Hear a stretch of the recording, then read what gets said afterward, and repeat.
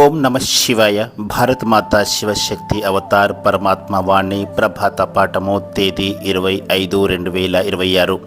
సుఖాన్ని ఇచ్చే పిల్లలు నన్ను ఎవరైతే స్మృతి చేస్తారో వారిని నేను స్మృతి చేస్తాను. నన్ను గుర్తు చేయని వారిని కూడా గుర్తు చేస్తాను. ఎందుకంటే నేను అందరినీ తీసుకువెళ్ళాలి కదా. అవును, నా ద్వారా సృష్టి చక్రం యొక్క జ్ఞానాన్ని నెంబరి వారీగా అర్థం చేసుకుంటున్నారు. ఆ తర్వాత వారు ఉన్నత పదవిని పొందుతారు. ఓం నమ శివాయ. తండ్రి పిల్లలకు అర్థం చేయిస్తున్నారు, కానీ పిల్లలు తండ్రికి అర్థం చేయించవలసిన అవసరం లేదు. తండ్రి మాత్రమే పిల్లలకు అర్థం చేయిస్తారు. పిల్లలు మన్మన భవ అని తెలియచేస్తారు, కానీ శివబాబాకు మన్మన భవ అని పిల్లలు చెప్పలేరు. ఈ విధంగా పిల్లలు పరస్పరం మాట్లాడుకోవచ్చు, సలహాలు తీసుకోవచ్చు. కానీ ముఖ్యమైన విషయం ఏమిటంటే ఈ మహామంత్రాన్ని తండ్రి మాత్రమే ఇస్తారు. గురువులు మంత్రాలు ఇస్తారు కదా. ఈ ఆచారం ఎక్కడి నుంచి వచ్చింది? కొత్త ప్రపంచాన్ని రచించే తండ్రి అందరికంటే ముందుగా మన్మన భవ అనే మంత్రాన్ని ఇస్తారు. దీని పేరే వశీకరణ మంత్రము, అనగా మాయపై విజయాన్ని సాధించే మంత్రము. ఇది మనసులోనే జపించేది కాదు, దీనిని అర్థం చేసుకోవాలి. తండ్రి దీనిని అర్థంతో సహా తెలియచేస్తున్నారు. ఇది గీతలో ఉన్నప్పటికీ దీని అర్థాన్ని ఎవరూ గ్రహించడం లేదు. గీత యొక్క ఎపిసోడ్ కూడా ఉన్నది, కానీ కేవలము పేరును మార్చివేశారు. భక్తి మార్గంలో ఎన్నో గ్రంథాలు తయారవుతాయి. వాస్తవానికి తండ్రి మౌఖికంగా తెలియచేస్తారు. తండ్రి ఆత్మలో జ్ఞానము ఉన్నది. పిల్లలు ఆ జ్ఞానాన్ని ధారణ చేస్తారు. మిగిలినదంతా కేవలము సులువుగా అర్థం చేయించడం కోసమే తయారు చేస్తారు. చిత్రపటాలు కూడా తయారు చేస్తారు.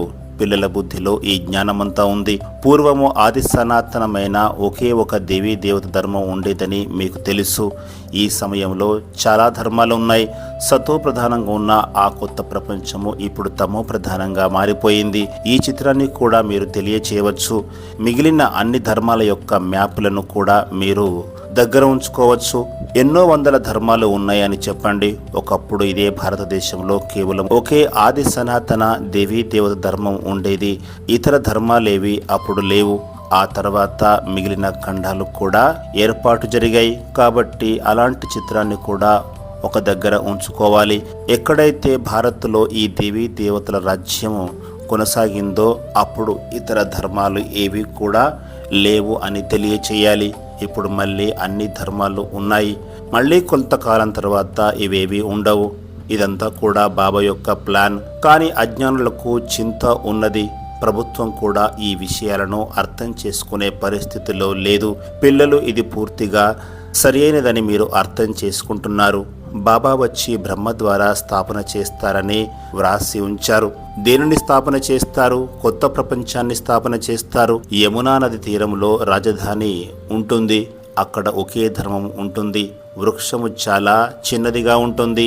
ఈ వృక్షం యొక్క జ్ఞానాన్ని కూడా తండ్రి ఇస్తారు. కాలచక్రం యొక్క జ్ఞానాన్ని కూడా తండ్రి ఇస్తారు. సత్యయుగంలో ఒకే భాష ఉంటుంది, ఇతర భాషలు ఉండవు.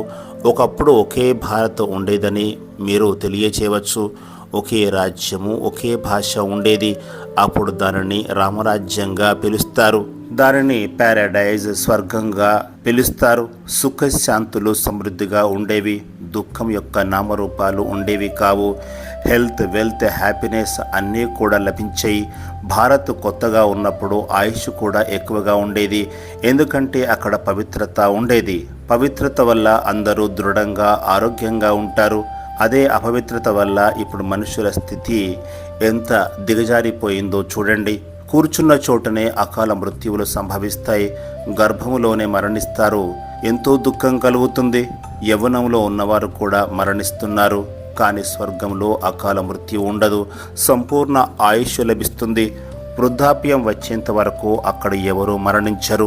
ఈ విషయాలను ఇతరులకు తెలియచేయాలి. అనంతమైన తండ్రిని స్మృతి చేయాలి. వారే పతిత పావనులు, వారే సద్గతి దాత. కాబట్టి మీ వద్ద అలాంటి చిత్రపటము ఉండాలి. అది ఉన్నట్లయితే మీరు నిరూపించి అర్థం చేయించగలుగుతారు. ఇది ఈ రోజుకు సంబంధించిన చిత్రము. ఆ తర్వాత రేపటి చిత్రపటము వేరు అని తెలియచేయాలి. కొందరైతే చాలా చక్కగా వింటారు. దీనిని పూర్తిగా అర్థం చేయించాల్సి ఉంటుంది. ఈ భారత్ అవినాశి ఖండము, ఈ దేవీ దేవత ధర్మము ఉన్నప్పుడు ఇతర ధర్మాలు ఏవీ లేవు. ఇప్పుడు ఆది సనాతన దేవీ దేవత ధర్మము లేదు. ఈ లక్ష్మీనారాయణలు ఎక్కడికి వెళ్ళిపోయారు? దాని గురించి ఎవరు తెలియచేయలేరు. దాని గురించి చెప్పే శక్తి ఎవరి దగ్గర లేదు. పిల్లలు రహస్యంతో కూడిన ఈ విషయాలను చాలా చక్కగా అర్థం చేయిస్తారు. దీనిలో కంగారు పడవలసిన అవసరమేమీ లేదు. మీకు అంతా తెలుసు. మీరు దీనిని ఎవరికైనా చెప్పగలుగుతారు.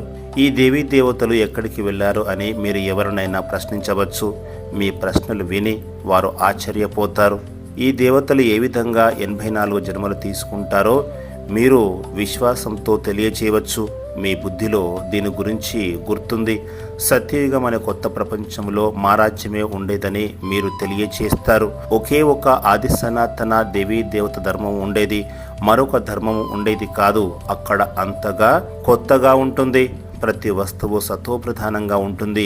బంగారం కూడా అపారంగా లభిస్తుంది. బంగారం ఎంత సులభంగా దొరుకుతుందంటే దానితో ఇటుకలు చేసుకుని ఇళ్ల నిర్మాణంలో వాడుతారు. అక్కడ అంతా బంగారుమయంగా ఉంటుంది. గనులు అన్నీ కూడా మీకోసమే నిండుగా ఉంటాయి. అక్కడ అసలైన వస్తువులు పుష్కలంగా ఉన్నప్పుడు నకిలీ వస్తువులను తయారు చేయరు. ఇక్కడ చూడండి, అసలైన వస్తువులే లేవు, అన్నీ కూడా నకిలీవి తయారు చేస్తారు. అందుకే ఏమని చెబుతారు, ఇక్కడ ఉన్నదంతా మాయరూపి శరీరము, మాయరూపి సంపద అని చెప్తూ ఉంటారు. వజ్రాలు, ముత్యాలు చాలా రకాలు లభిస్తాయి. వాటి ప్రదర్శన విరివిగా ఉంటుంది. ఇక్కడ చూసినట్లయితే వజ్రాలు, ముత్యాలు నకిలీవి ఉంటాయి.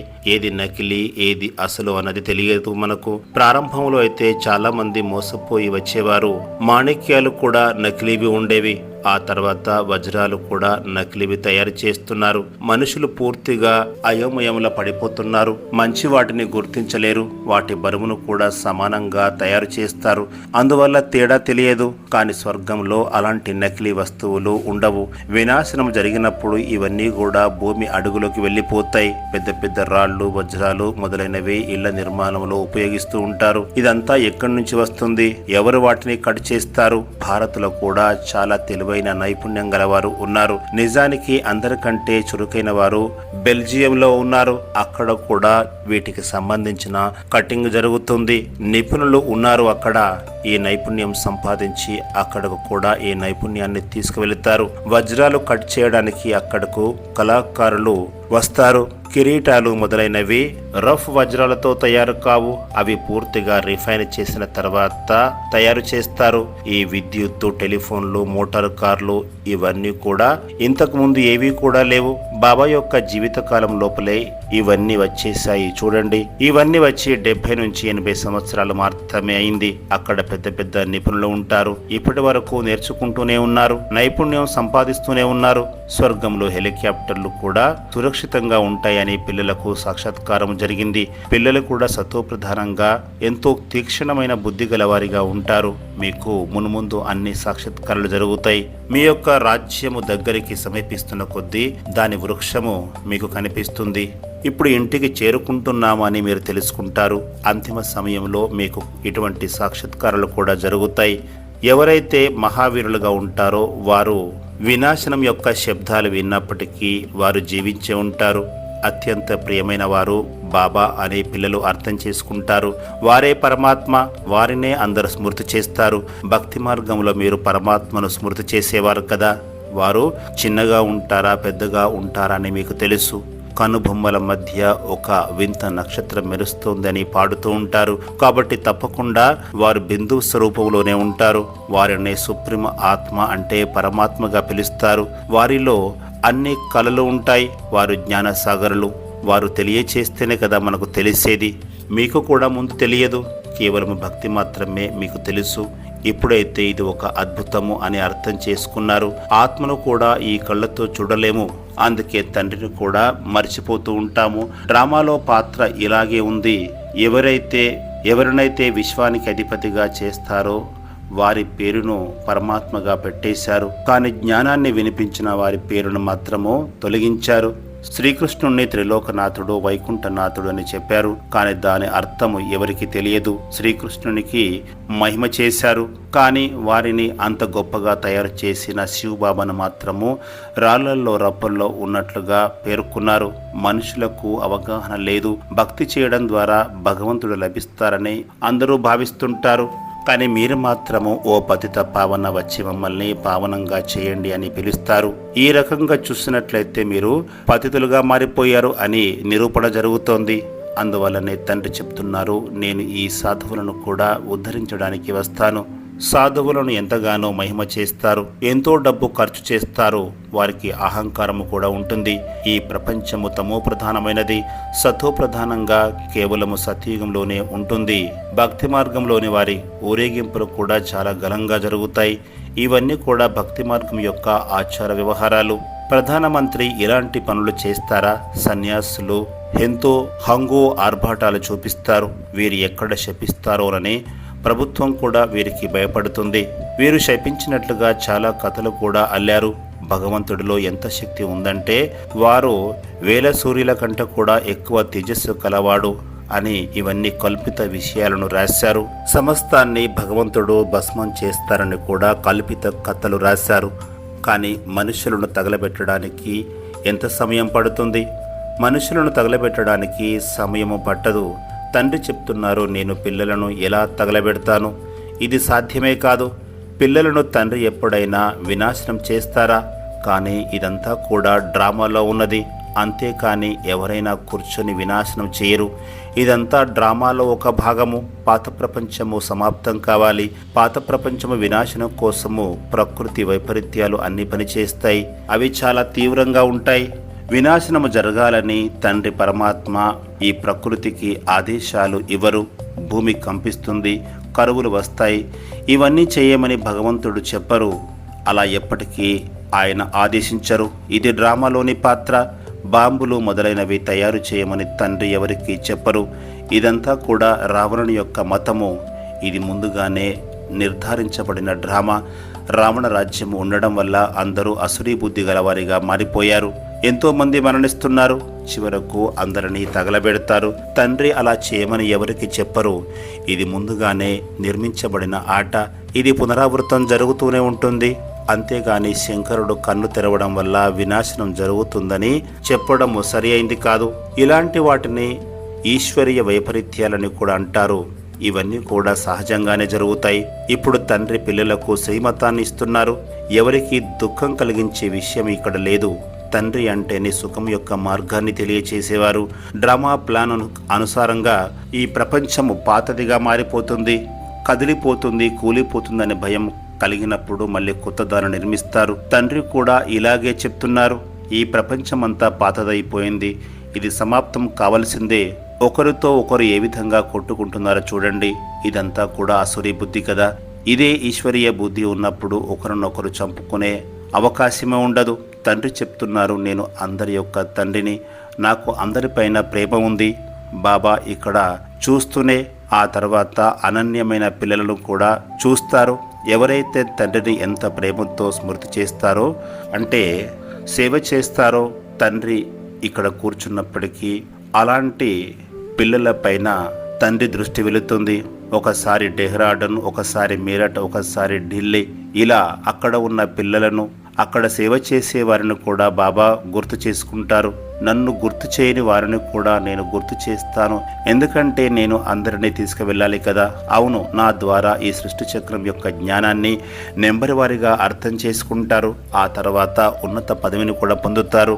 ఇది అనంతమైన విషయము.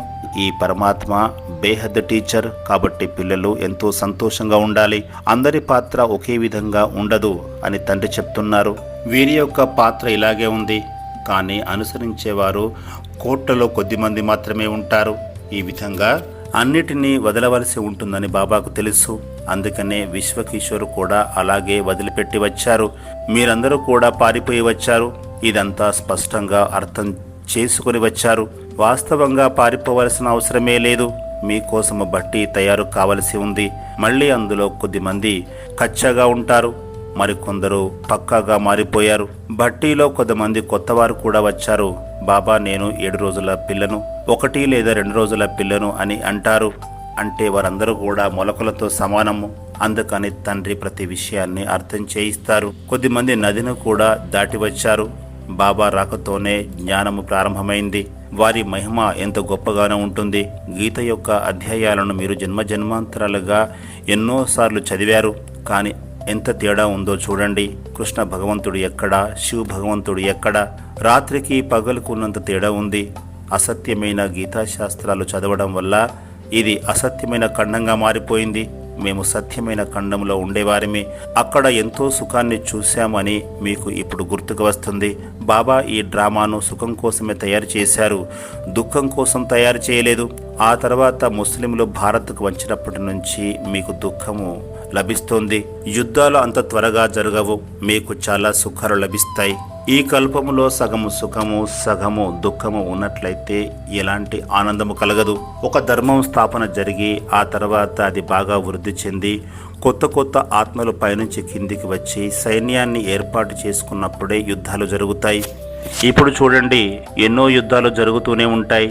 మళ్ళీ 2500 సంవత్సరాల వరకు ఎలాంటి యుద్ధాలు జరగవు, వ్యాధులు కూడా రావు. ఇక్కడ చూడండి, ఒకదాని తర్వాత ఒకటి వ్యాధులు వస్తూనే ఉంటాయి. సత్యయుగంలో ఇలాంటి క్రిమికీటకాలు ఉండవు. స్వర్గంలో ఉండవారు ధాన్యాన్ని తింటారు, అందుకనే దానికి స్వర్గం అనే పేరు వచ్చింది. కాబట్టి మీరు ప్రపంచం యొక్క మ్యాప్ను తయారు చేసుకోవాలి.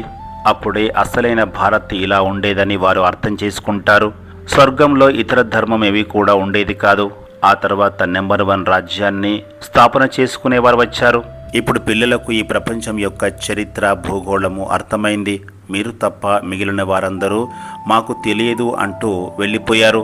మేము తండ్రినిది ఎరగము అని కూడా చెప్పుకున్నారు. తండ్రికి ఎలాంటి నామరూపాలు దేశకాలాలు లేవని వారు అంటూ ఉంటారు. నామరూపాలే లేనప్పుడు ఇక ఏ దేశము కూడా ఎలా ఉంటుంది? మనుషుల బుద్ధి పూర్తిగా దిగజారిపోయింది. శంకరాచార్యులు కూడా శివుణ్ణి పూజ చేస్తారు. ఒకవేళ తండ్రి సర్వవ్యాపి అయితే రాళ్లల్లో రప్పలో కూర్చొని పూజించుకోకుండా తమని తాము ఎందుకు పూజ చేసుకుంటారు? వీటన్నింటినీ అజ్ఞానంగానే పిలువవలసి ఉంటుంది. ఏమీ అర్థం చేసుకోలేనంతగా వారి బుద్ధి మారిపోయింది. మనుషుల యొక్క బుద్ధి రాళ్ల వలె రప్పల వలె ఉంటుందని కూడా మీరు అంటూ ఉంటారు. కానీ సత్యయుగంలో ఇలాంటి నిందలు చేయరు.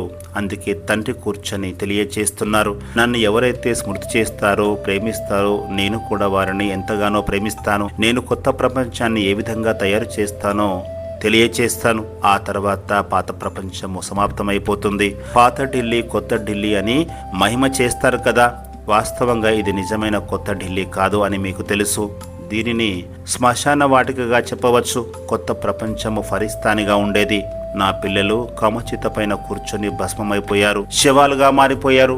మళ్ళీ తండ్రి వచ్చి వారిని జ్ఞానచితపై కూర్చోబెడతారు. కామచితపై కూర్చోవడం వల్ల రావణ రాజ్యము ఏర్పాటైంది. అదే జ్ఞానచితపై కూర్చోవడం ద్వారా తమో ప్రధానం నుంచి సతో ప్రధానంగా అవుతారు. ఆత్మీయ పిల్లలకు ప్రియ స్మృతులు మరియు నమస్తే. వరదానము తీవ్ర పురుషార్థి భవ. ఇప్పుడు మిమ్మల్ని మీరు తీవ్ర పురుషార్థులుగా చేసుకోకపోతే ఆ తర్వాత పురుషార్థం చేయడానికి సమయం లభించదు. ఆ తర్వాత టూ లేట్గా అయిపోతారు, వంచితులుగా మిగిలిపోతారు. ఇప్పుడు ప్రతి శక్తితో మిమ్మల్ని మీరు సంపన్నంగా మార్చుకోవలసిన సమయము లభించింది. ఒకవేళ మిమ్మల్ని మీరు సంపన్నంగా చేసుకోలేకపోతే ఇతరుల సహాయం తీసుకోండి, అంతేకాని తండ్రిని వదిలిపెట్టకండి. సంపన్నతకు గుర్తు సంతుష్టత. అందుకే ఎల్లప్పుడూ సంతుష్ట ఆత్మగా ఉండండి. ఓం నమః శివాయ.